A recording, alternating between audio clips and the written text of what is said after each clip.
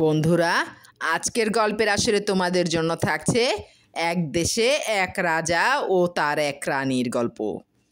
অনেক দিন আগের কথা। এক দেশে এক রাজা তার এক রানীকে নিয়ে থাকতেন। সেই রাজার ভারী দুঃখ। একে তো দেশে কোনো সুখ শান্তি নেই, তার ওপরে রাজার কোনো ছেলে মেয়ে নেই। একদিন রাজার দরবারে এক সন্ন্যাসী এলেন। তিনি বললেন, মহারাজ, আমি আপনার দুঃখ জানি বলে তিনি একটি গোলাপ ফুল দিলেন। তারপর আবার বললেন, এই ফুল যদি আপনি 5 দিন জলে রেখে পিষে আপনার রানীকে মধু দিয়ে খাওয়ান, তাহলে আপনার সব দুঃখ ঘুচে যাবে। এই বলে তিনি সেই ফুল রাজার হাতে দিয়ে দরবার থেকে চলে গেলেন। রাজা ঠিক সন্ন্যাসীর কথা মতো ফুলটাকে 5 দিন জলে রেখে পিষে মধু দিয়ে রানীকে খাওয়ালেন। তারপরে রানীর 2 যমজ ছেলে হলো। তাদের নাম দেওয়া হলো খেলান আর দোলান। তাদের এই রকম নামের কারণ আছে। খেলান সব সময় খেলতে থাকে আর দোলান সব সময় দুলে দুলে ঘুমোয়। তাদের কাজকর্ম ছাড়া আর সব এক। তাদের চোখ দুটো একই রকম, গায়ের রং এক, মাথায় একই রকম লম্বা চুল।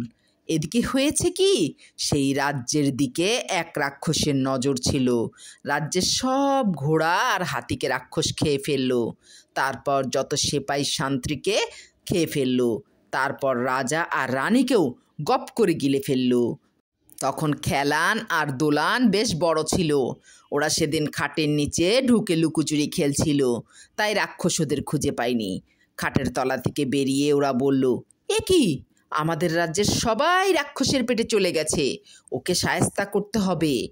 তখন খেলান আর দোলান ইচ্ছে করে হাতে দড়ি পাকিয়ে নিয়ে রাক্ষসের অপেক্ষায় খাটে উঠে শুয়ে রইল। রাক্ষস এলো হাউ মাউ কাউ বলে মানুষের গন্ধ পেয়ে।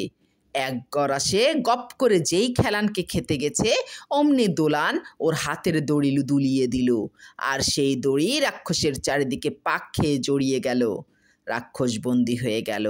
খেলান তো খুব ভালো খেলতে পারে। সে তখন রাক্ষসকে লাট্টুর মতন ঘোরাতে লাগলো, দড়িটাকে লেত্তি করে।